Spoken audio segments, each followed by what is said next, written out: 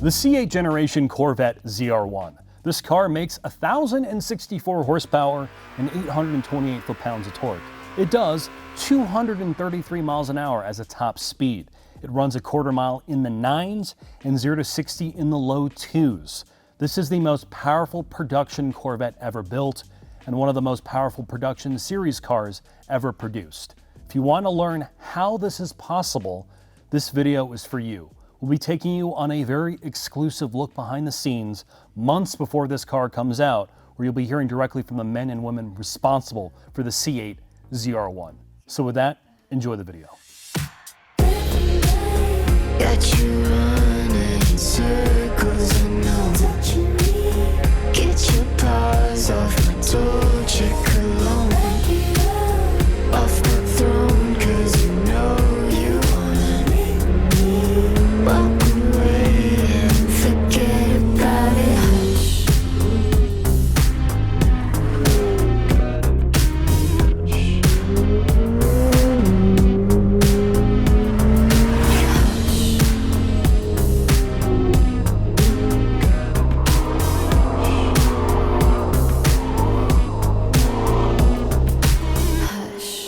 My name is Taj Juchter, and I'm the Executive Chief Engineer for the Corvette. I'm most known for working on Corvette, so Chevrolet. I started on Corvette in 1993. But in reality, I've worked on and off different products, including the Corvette, since 1976. I think a sports car wants to be a full sensory experience. It's not just pure speed. You can drive cars that are extraordinarily fast. In fact, we've built some Corvettes and we played with putting additional sound deadening in, extra thick glass. And it's funny, if you take away the oral part of the car seems to slow down tremendously. Suddenly it's like watching a movie with the sound off. You watch the images change, but it's not exciting at all. So it's really all of the senses need to be engaged. So it's sight, sound, feel, all the tactiles of the car, the way the car moves, so it's a lot of inertial things. So for me, it's where that you really become one with the machine, and what you're sensing is actually a combination of you as a physical person and what the machine is doing around you. So you kind of become one with the road, and the car just moves exactly as you intend. You stop thinking about driving as a separate activity, and you're just the single entity moving down the road.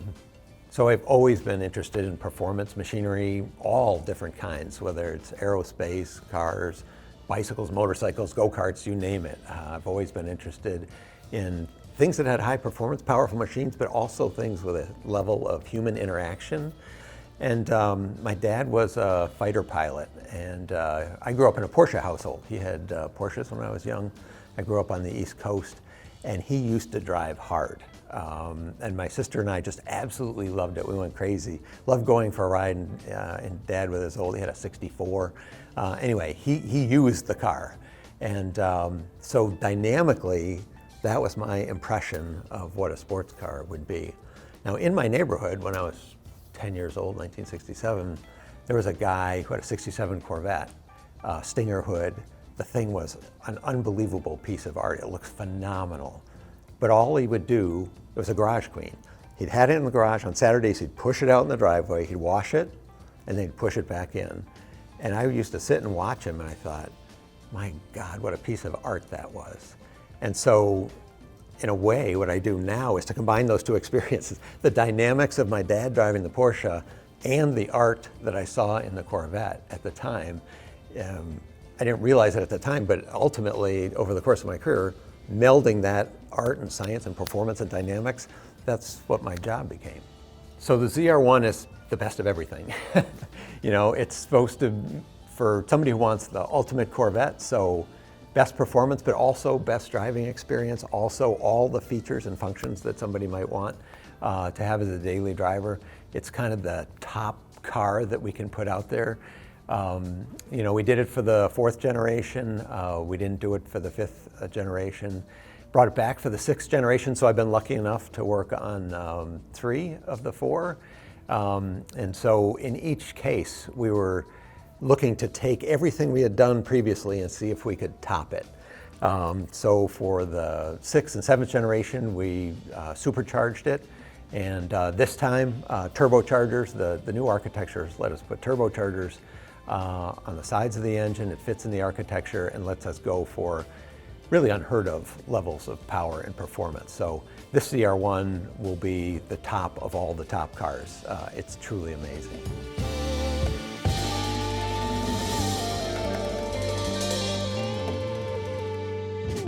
So I've been at GM for 26 years and been on Corvette for 17 years. Corvette's really when my career got exciting. And I was a suspension engineer on Corvette. I worked very closely with Jim Aero back when he was the lead ride and handling engineer on Corvette. So Jim told me what to do and I followed his orders. We knew what the ZR1 had to be. The ZR1 has a history, it has a legacy, it's got tradition. The car is going to be a supercar. It's king of the hill, needs to have huge amounts of horsepower. It needs to be capable of high-end, top speed, still a track-capable car, very track-capable car. So we knew that we were going to have to harness that power. We went with this mid-engine architecture on C8. One of the major reasons was because we knew we were going to develop an engine that had gobs of power and we wanted to be able to put that power down.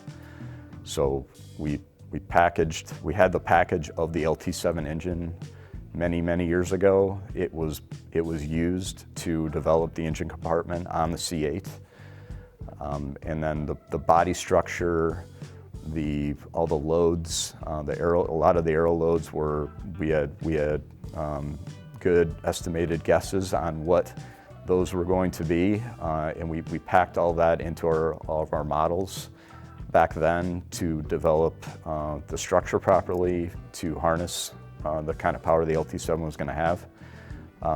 And you know, the suspension, the tires were modeled in order to get the geometry correct for the architecture, as well as make sure the loads that were going to be created from the ZR1 could be reacted on the body structure of the C8 itself. We also engineered things like you wouldn't think of, like throttle pedal travel. If you measure a Corvette's throttle pedal, it has a lot of travel relative to other cars. And the reason it has that is because when you're controlling 1,000 horsepower, each millimeter is going to be like 100 horsepower. It's going to be a lot. And so as we think about the driver controls, we want to make sure that all of that capability can be metered out very precisely. So every place the driver touches something, whether it's steering, braking, throttle, we want to make sure that those are all set up to be able to handle very linearly and intuitively control the power of the machine. What we ended up with on Z06 were both the low Aero Z06 and the high downforce Z06 are both tuned to be more of a scalpelized, that's an adjective we tend to use around here, more of a, where the car is constantly reminding you, hey, I'm a Z06 Corvette, drive me hard. Whereas the ZR1 needs to be a little bit broader of a car. It needs to have a little bit more of a forgiving feel to it, more of a road trip type car when it's in its low downforce version of the car anyways. What we learned from the Z06 is, okay, these cars are all scalpelized, heavily scalpelized. Maybe the ZR1 needs to be, the low Aero ZR1 needs to be a little bit less. So let's turn that car down a bit and rely on the fact that it's got gobs of power to please the customer and let that customer enjoy a little bit plusher ride. But then at the same time, we knew we still had to do an all-out track car, so that's what you get when you get the big wing. And then the other thing I think is the fact that there's an in-between car too. There's the high wing ZR1, there's the low drag ZR1, and then you can get a low drag ZR1 with the high wing and the tall hood extractor, so that offers you some of the downforce benefits of the high wing, but you're not getting the all-out track ride the higher super high spring rates. You actually get the lower spring rates. You don't get the cup tires, you get the PS4S tires. So that car is a good compromise of somebody that can't make up their mind between the two. You can go in between and get that car. I can tell you what cars we took on our rides, what cars that our development team used. First of all, you start with what's in your own backyard. So we used the C7 ZR1 as one of our benchmarks. So we know that car was successful.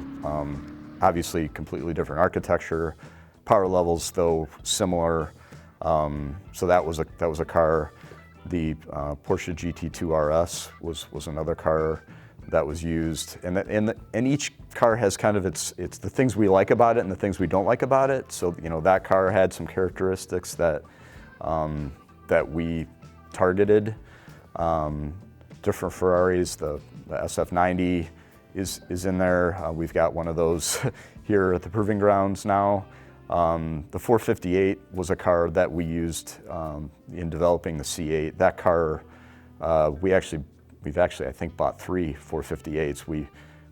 I could be wrong about that. I think it's 3 though. We bought one originally to benchmark dynamically. We bought one to dissect. We actually took it apart. This was back when we developed C8, and then we sold the one that we had. We never sold the one we took apart because that one was taken apart.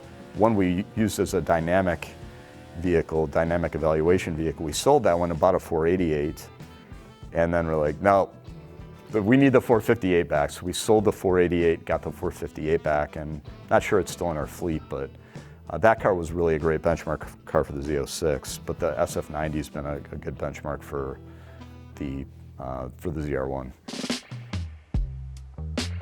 The thing a lot of enthusiasts forget is car development takes a very long time, and there are very few happy accidents. All of this comes down to planning and properly thought out engineering. So in the case of the C8 generation Corvette, from day one, they knew there was going to be a very, very high horsepower ZR1 variant. So the C8 architecture was designed from the ground up to handle this much power. We had a mule early on that was a C8 that we put an LT5 in, so the C7 ZR1 engine, because that was going to get us as close as we could get to a car with the power level of the ZR1. So the reason the engines developed so much earlier is a lot of the tooling and the processes for assembling the engine efficiently and the validation required for an engine usually takes a little bit longer, so they get a hard head start. Powertrain gets a little bit more of a head start than the vehicle side, but there's some development time that overlaps, and that was the way I think we developed the ZR1, was the use of that mule early on. My name is Dustin Gardner, and I'm the Assistant Chief Engineer, lucky enough to be responsible for the LT6 and LT7 engines. The first job I had out of college was doing engine controls and calibration for small block engines there, which has really led to a, as I said, nearly 24-year career working on small block engines.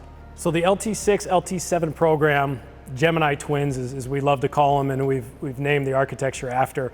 When this program was enabled, it really came down, it was enabled from the top. It came from Mark Royce. When we were doing the mid-engine Z06 and the mid-engine ZR1, they needed a special no compromise engine.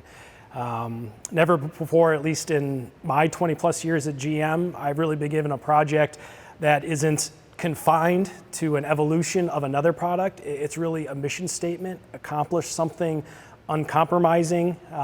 We really had no limits to what we could use and to do to other than to get to world record levels that we did here. And through the long development process to get there, I'll admit in the beginning, none of us had any idea of where we would be able to get to. We never thought we would have a 670 horsepower naturally aspirated V8. And definitely for the beginning of the program, none of us were talking about 1,000 horsepower till we got deeper into this. And from a career and personal achievement perspective, I gotta flat out admit, this is the coolest thing I've ever done at work. This is what I'll talk about in retirement. These engines are as special as you perceive them to be.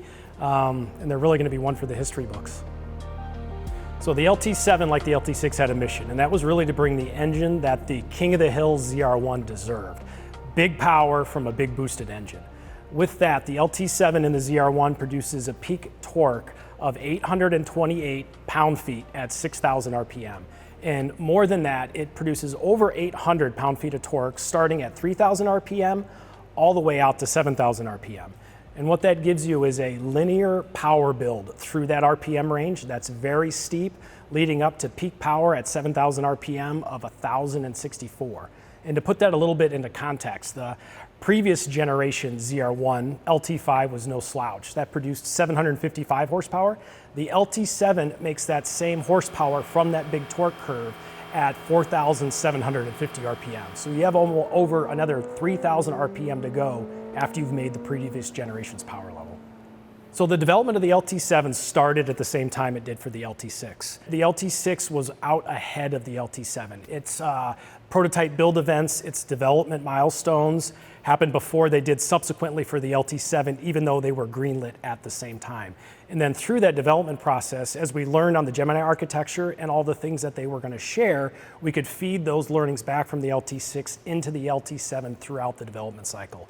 Usually when we're doing a new engine program, it's an evolution of something before it.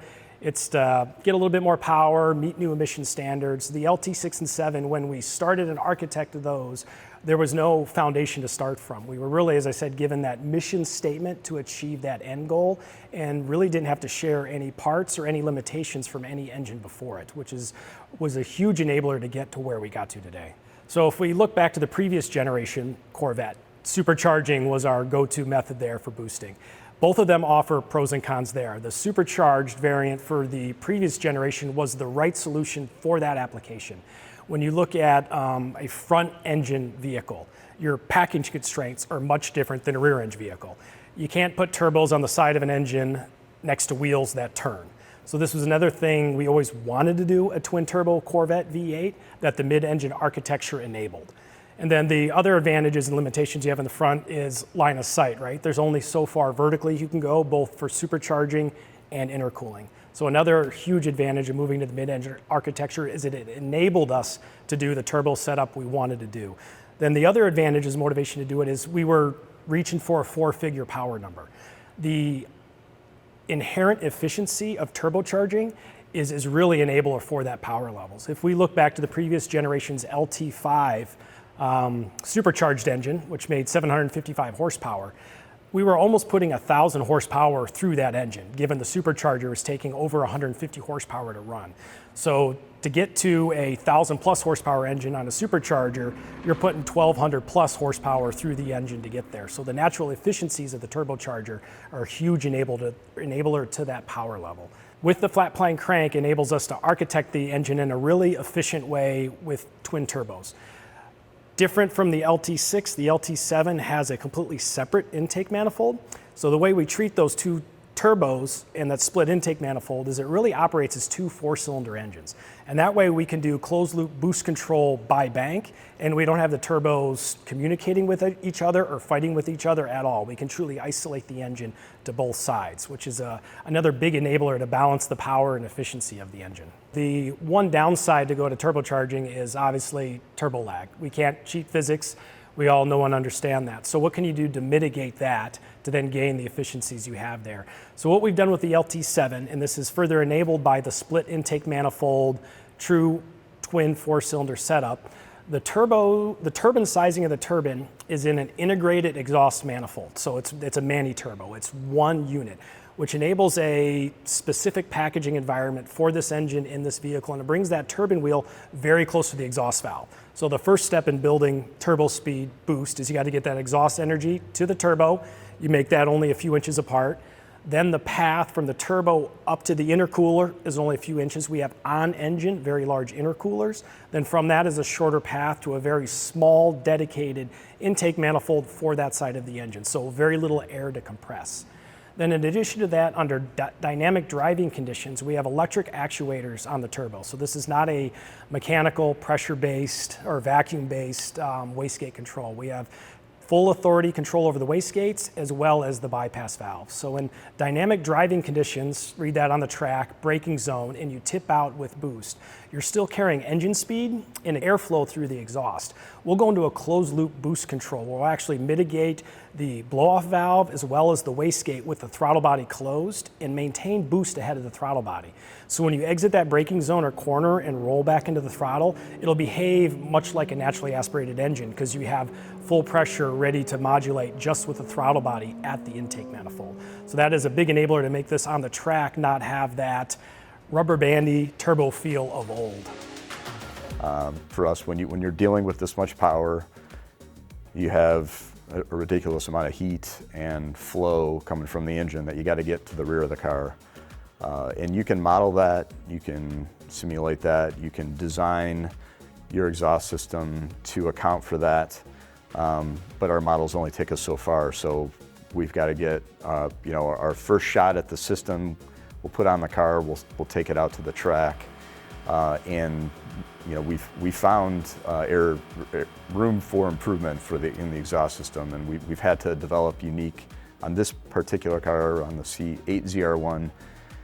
We've had to develop unique flex couplings that we had a great flex coupling on the Stingray and the Z06, but that same flex coupling did not meet what we needed it to meet on the ZR1, so we made a design change, and we've refined that design change to make it survive our 24-hour test, which is what our validation is. We want this car to be robust for our customers for a long time on the track. So, and we had similar challenges on the C7 ZR1 with the LT5 and the 755 horsepower that car had. So, I would say that's the one that's one of the areas that keeps me up at night as a program engineering manager. Luckily, we've got the team that worked on C6, C7, and C8. They're still together, that team, and so they knew what to do.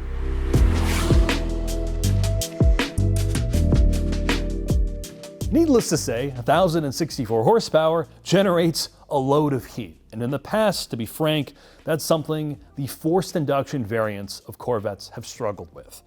So in the case of the C8 generation, one of the inherent benefits of moving to a mid-engine architecture is the extra packaging space, both in the engine bay and in the front of the car. So for this ZR1, they've moved to 15 heat exchangers to keep this car cool.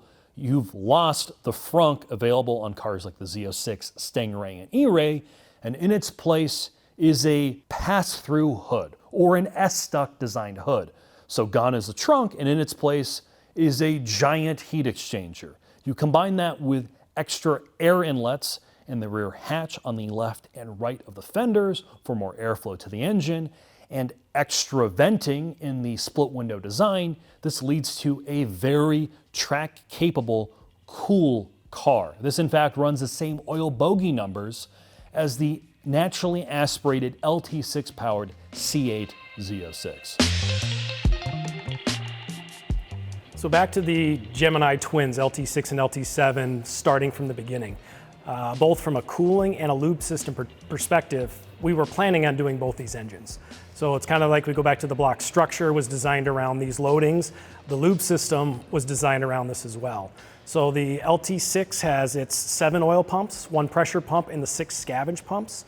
And actually in every LT6 engine, there is a 7th scavenge pump in there just without gears in it. It's kind of an Easter egg we had in there, but it was the forward-looking architecture of this engine. So going from the LT6 to the LT7, you add that 7th scavenge stage, and that scavenge stage is completely dedicated to the turbos. To get the packaging we wanted with the turbochargers, they sit very low and tight to the engine for all the good things we talked about with boost control. But with that, you have to be able to actively scavenge oil away from the turbos. And with that, from a oil pressure, oil temperature, and general lube system performance of that, all the requirements are the same, all the thermal management tools are the same, and once again, that's coupled with the enhanced vehicle side heat rejection that comes with the ZR1. Now, within the LT6 and 7 engine family being developed together, they do carry a lot of common components. As we said, the 5.5 liter flat plane crank Gemini architecture is common between the two. So what is the same between the two engines? They carry the same cylinder block because it was designed around the LT7 loads with the additional LT7 scavenge passages that were necessary. However, we do machine a few additional holes in it for oil access, coolant access, and stuff around the turbos. Essentially the same. They share a nearly common crankshaft. They share a very similar head structure and a nearly common valve train layout. Now to kind of walk up what's different. The LT7 is not an LT6 with turbos on it. If there was a place in the engine that benefited them to be separate, they were made separate. There was nothing made common to make things easier. It was what was the best for the two missions. You don't make a world record naturally aspirated engine and a 1,064 horsepower engine by compromising anything. So the difference kind of working up from the bottom is after the crank, everything in the reciprocating is unique to the LT7. It does still have a forged titanium connecting rod, but it is a thicker rod with a much bigger pin end, and that is to support a much heavier or thicker and smaller rod pin. It almost feels like a socket in your hands. The LT6 and 7 lube system carry a lot of great things they do to enable what this engine does. The name of the game in there is keeping oil flow as low as possible, but as much as you need to lubricate the components. You want that oil flow to be low for a few different reasons. One, more time in the oil tank gives more time for the gas that's entrained in the oil as it travels through the engine to leave that oil. And the other side of it is you want to keep the oil out of the engine where it's, after it does its job, you don't want it getting in the way. So the biggest thing our dry sump system does with our isolated 4 scavenge bays is we run them at a near vacuum. And that combined with the low oil flow really helps with windage. It's kind of free horsepower because you're swinging the counterweights around in a vacuum with very little oil. And one of the big things we do to manage that oil flow is inherent in the titanium connecting rods. So there's a lot of good reasons to go to titanium connecting rods for the lightweight, high speed, responsiveness, low inertia, everything it gets you. But a part of that a lot of people don't think about that it does get you is as the crankshaft and the rod heats up and heats down, titanium rod on the steel crank will maintain a more consistent level of bearing clearance than a traditional rod on a crankshaft will do. So you can run tighter clearances and then they stay more nominal throughout the range. Whereas a more traditional setup, you'll have higher bearing clearances at higher oil temperatures, which will increase your oil flow when you don't want it to during hot operating conditions. Once again, we're building up to more combustion pressure power putting this through this thing. The LT7 piston is completely unique from the LT6. Still a forged aluminum, all good stuff piston, but you moved from a very dome-shaped, lightweight piston, the LT6, to enable that high 12.5 compression ratio, lightweight to enable the 8,600 RPM. LT7 piston has more mass in it. It's carrying more load, more structure. We've moved from that peaky piston to a dome-shaped piston.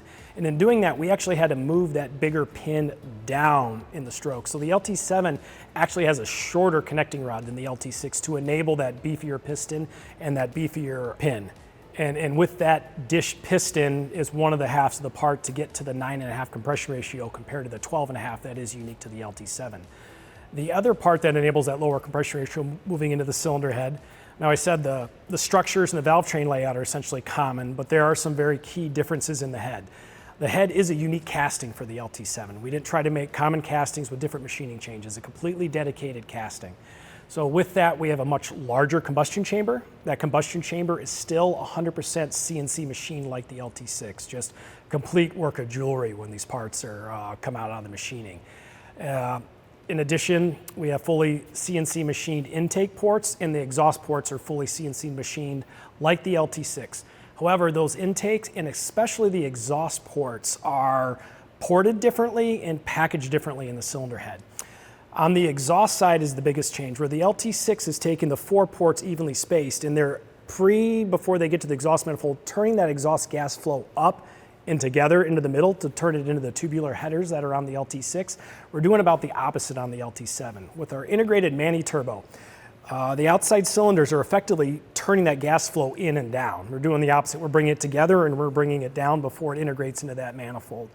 Once again, trying to direct efficiently that flow to that turbine wheel. So complete divorce there between the two. The intake ports are slightly tweaked to enable some changes when we go further up into the intake manifold. So with the intake manifold not being a very large tune device like it is on the LT6, it's a much lower volume separated intake. On that intake manifold, we carry an additional port fuel system. So the intake ports change to enable that fuel spray or fuel path into the intake port efficiently there.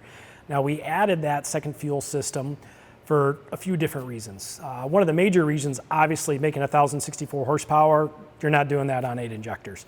So they're there for supplement fuel at the top end. We're using all 16 injectors all day at the top end there. But we also, more than we previously did this on the LT5 in the previous generation, we blend the two fuel systems throughout the operating range. This does a myriad of other good things between emissions, drivability, NVH performance. We truly flex those two fuel systems across the operating range. Then back over into the cylinder head, while the mechanical finger follower system is common between the LT6 and 7, we did pretty drastically change the cam timing and profile. Obviously, you have different valve timing goals when you're doing a naturally aspirated versus a boosted engine. So in addition to what's different on the LT7 from the LT6, obviously is the tubular upward swinging headers are replaced by turbochargers. Our turbochargers are an integrated turbine housing and a dedicated casting designed for our engine. So there's no manifold connected to a turbo. It's one piece right up to the cylinder head. So as that gas flow is turned and tuned into that integrated manifold to turbine, that's directed down into a 67 millimeter Mar wheel turbine. That Mar wheel enables very high temperatures. We run these turbos up over 1,000 degrees C. If you want to think about that, and we always joke about it, is you're getting close to 2/3 the temperature of a heat shield tile on a space shuttle on rear entry is where we run the turbine housing at peak power. So nothing spared on the materials there to enable this power. That turbine wheel is then connected to a 76 millimeter compressor wheel on the other side of the bearing housing, and that bearing housing is a ball bearing housing. That gives you another goodness factor there. Very low friction means more of that energy that's going into that turbine wheel isn't going to friction. It's going to accelerating that assembly to start building turbo speed and building boost sooner. What the ported shroud gives you is it offsets some of the negatives that come with a big monoscroll turbo. Generally, low turbo speeds, low airflows are a weak point for that sort of configuration. And what that ported shroud does is it really opens up that low speed operating range, which allowed us to bring that peak torque of 800 foot-pounds back down closer to 3,000 RPM versus making it a very peaky engine. We really wanted that very broad torque range for the driving experience of this vehicle. The other big benefit about keeping the two banks separate is in our turbo control.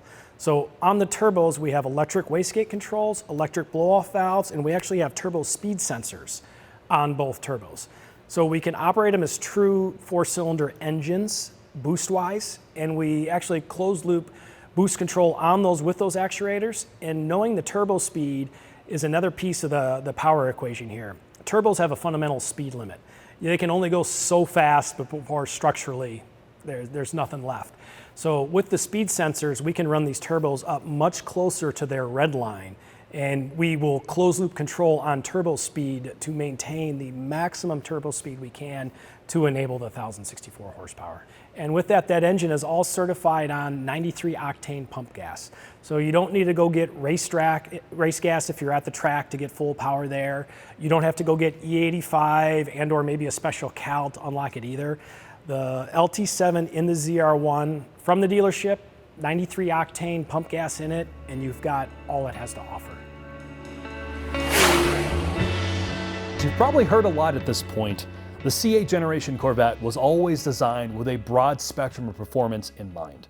So they always had a base Stingray with about 500 horsepower with or without the Z51 package, an E-Ray, a Z06 with or without the Z07 package, and of course, this 1,000 horsepower ZR1 with or without the ZTK package. The Z06 C8 generation Corvette was always designed to be that hard-edge sports car, with or without the Z07 package. The ride frequencies are very, very high and very close together. So even dynamically, despite the giant wing on the Z07 car, they are pretty close. The ZR1, however, was meant to have an even broader spectrum of performance. So without the ZTK package, the ZR1 is in fact softer or has a lower ride frequency than a base Z06. And with the ZTK package, it is the same or nearly the same ride frequency as a Z07 packaged Z06. They meant this car to have two distinct characters. So depending on what you were doing with it, you could pick the appropriate package. As we mentioned earlier, one of our big concerns was how this car was going to drive with all the systems off. I didn't want this thing to be a dynamic mess because despite the 670 horsepower, the Z06 is actually a very neutral car. When you talk to someone who knows how to drive better than I do, like one of the instructors from Spring Mountain, they will tell you that the car is very, very neutral. It's in fact a car you drive around the front more so than the rear when the tires come up to temp. So that's where Chris Barber comes in and his team. So we're going to talk to him to walk you through how this car drives dynamically.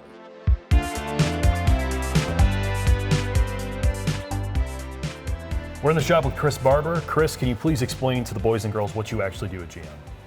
Yeah, so my name's Chris Barber. I'm the lead development engineer for the Corvette ZR1. And essentially what I do is I take all the subsystems of the car and kind of integrate everything at the end. So bring everything together and kind of that final magic of making the car fun and easy to drive. Aero. Yep. You have two configurations for this car. Yes. Let's call it low downforce and ZTK. Yep. The low downforce car is very similar to the Z06, which basically means it's a no lift sort of car. Yep. What kind of downforce numbers does the ZTK car do? So the ZTK, we have, like you said, that is our high downforce package. Big wing. That makes, big wing, there you go. That makes 1,200 pounds of downforce at top speed. And if you quote it at 300 kph, which is kind more of how realistic, we compare typically, it's about 1,000 or almost 1,000, which is 33% more than an equivalent Z06. Z06 was Z07. So it's a big step up in downforce. What does that do for top speed? Again, if you can find a racetrack where you can hit either of these numbers, congratulations. But what does it do as far as versus 233? What's the ZTK car hitting? 233 was with the low wing version. We think, we didn't do this test, but based on simulation, we think that the ZTK version would probably be somewhere in the low 220s, maybe upwards of 225. So what are the aero treatments for downforce that are unique to the ZTK ZR1? Yeah, so ZTK, well, a lot of it, so if you compare to a Z06, a lot of the difference comes, if you look at the front of the car, there's that big pass-through hood, so that's a big difference for powertrain cooling is one big reason, but that also, that air flowing through there produces downforce. So that's one big enabler to add downforce to the front of the car. And then, it's got the dive planes, the underbody is very similar, but as you work to the back of the car, we added this giant rear wing to it. And the reason we Very subtle. The reason we could get away with that is because we added downforce to the front. So we had to balance that. This car it's faster, more powerful, it needs more rear downforce, but it also makes more front relative to a Z06. So the rear wing is quite a bit taller, it stands up in cleaner, smoother air, and we were able to design that very efficiently, so it actually doesn't take a very big drag penalty relative to a Z06. What did you change from the suspension perspective versus Z06 with Z07? I know the springs are the same, or close to it. What have you done to the dampers and sort of the rest of the tuning of the car? Yeah, they're fun. They're very similar fundamentally. The springs, if you're talking about ZTK, versus Z07. Yep, it is the same as a Z07, which that results because the ZR1's a little more mass. The ride frequencies are slightly lower. And this is about ish 3,900 pounds, correct? In that range. So about 200, 250 heavier than a Z06. So, about that, yeah. What have you done to the damper tech? There's still the BWI MR dampers that you have. What has physically changed in them? Really, not melt and repour, I wouldn't say, but we had to change the strategy quite a bit or add so much more control that it kind of surprised us, to be perfectly honest.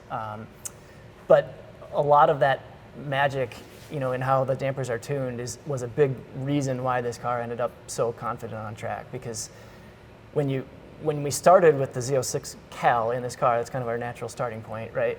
It didn't give you that feel. It was kind of rolling over itself, and it just didn't feel coordinated. And as we learned, we just got to keep going and going and going.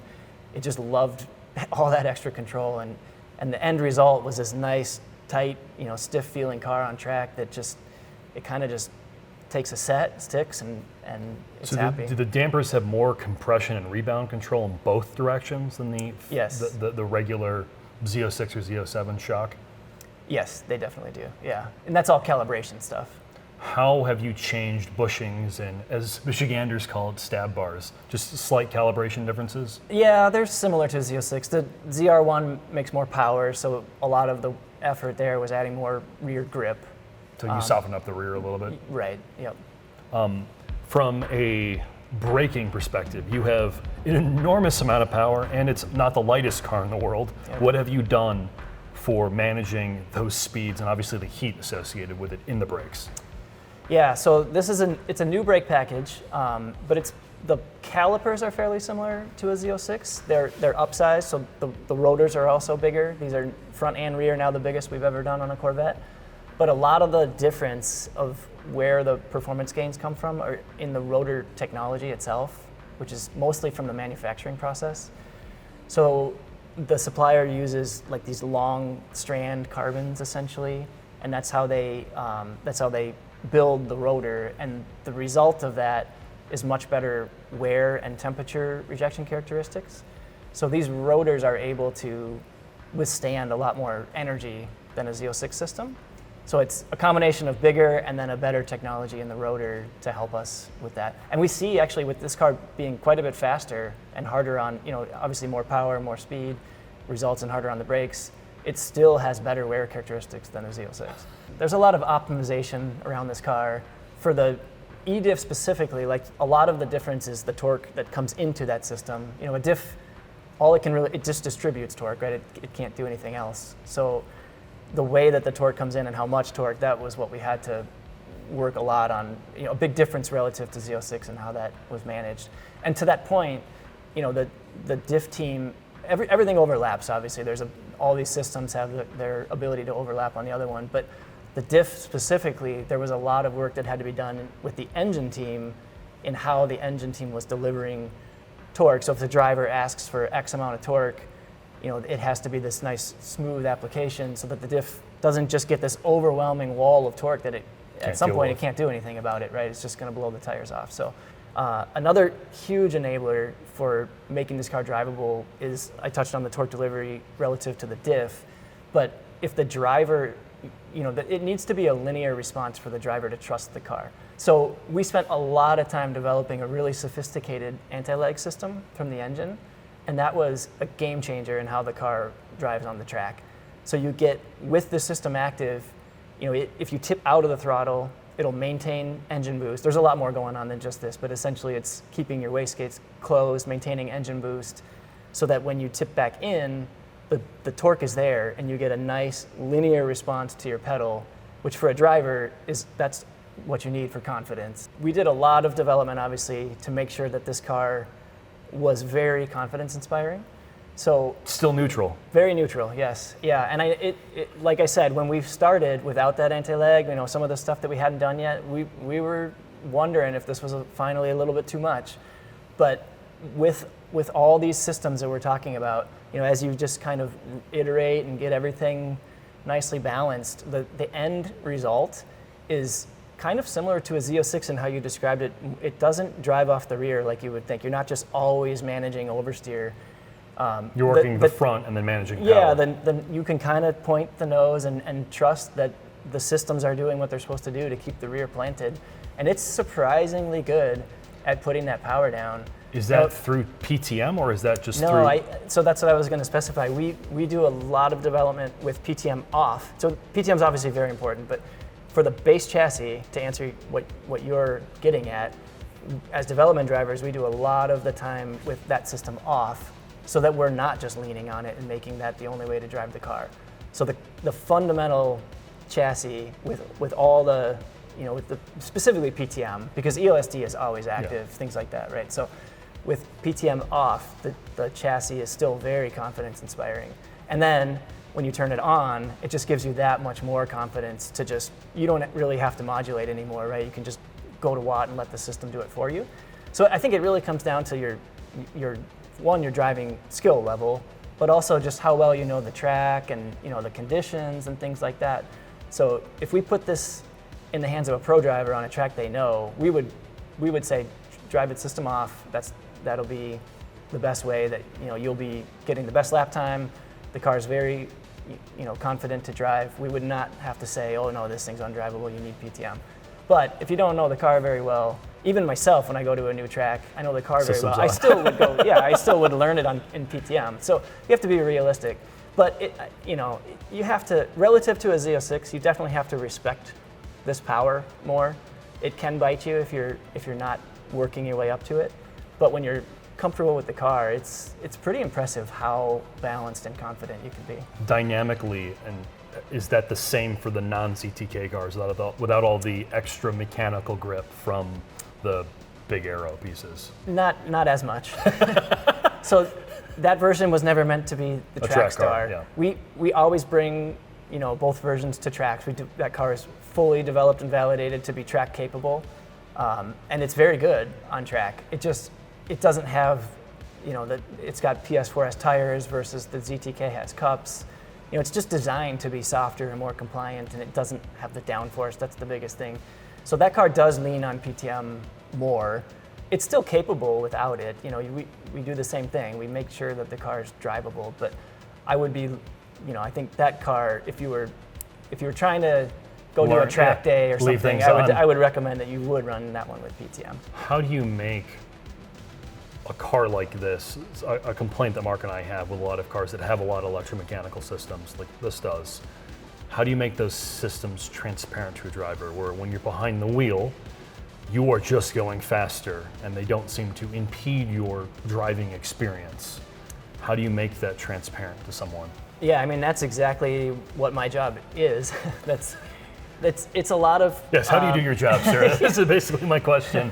No, but I know what you mean. You get in certain cars and you're like, what the hell is happening? Right. It's fighting me.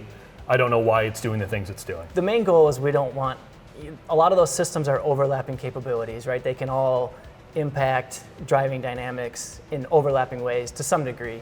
So your question is, how do you make them all do it seamlessly where the driver doesn't turn in and then some system does something and you're chasing it, right? Because that's the feeling that as a driver I hate.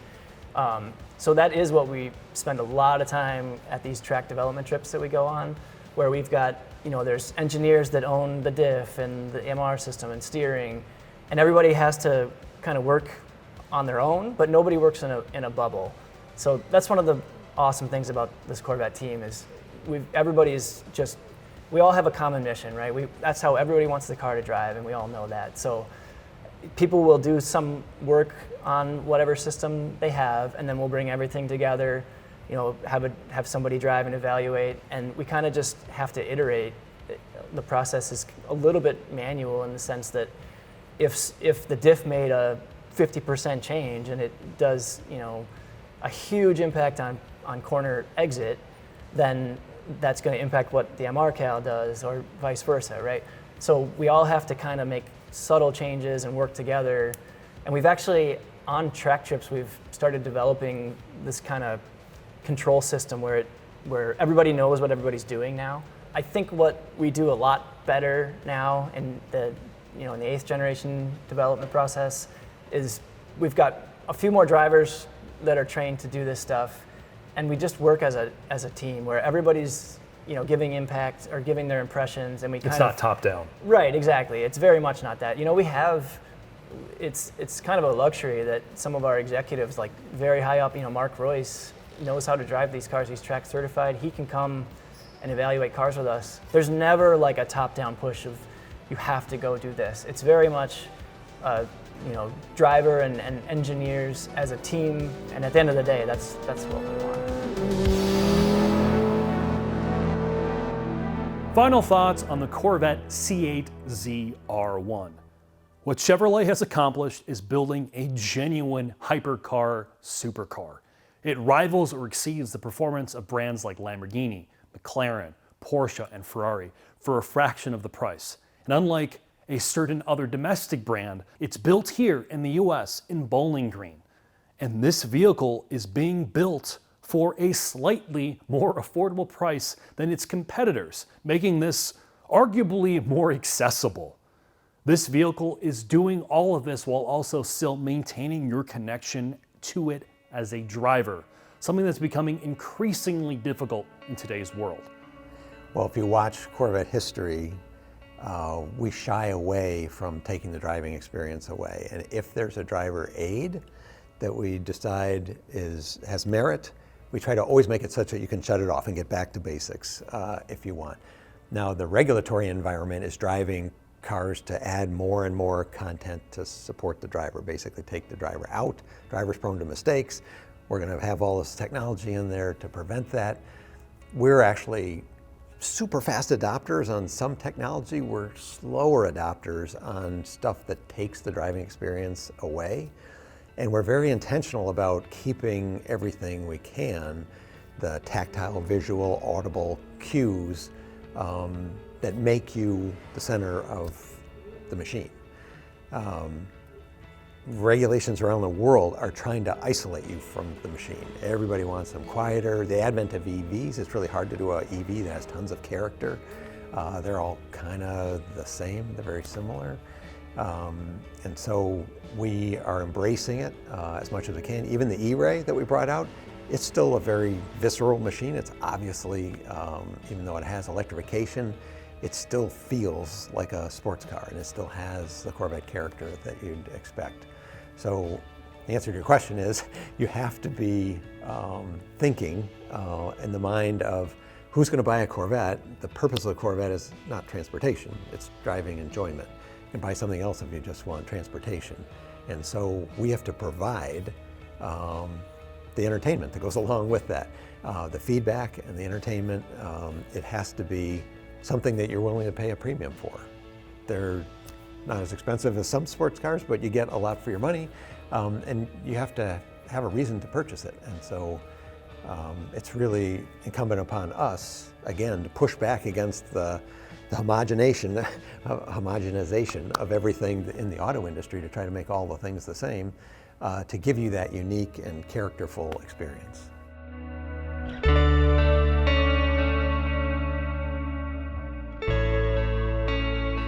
Yeah, I mean, over there, we got so many logistical challenges here. So they brought in a crate engine. This is on a pallet. You know, you put a pallet jack under it, you can pump it up and lift it and move it around. So they just dropped it here, right? We don't have any control over it, so we got to get creative. We took a shop light here, and it, you know, I talk about logistics. I mean, this isn't easy to do here. Shine the light up here like this. But what it does for the viewer is it takes them to the next level. They feel like they're on the pallet. Well, why don't I take you over here real quick?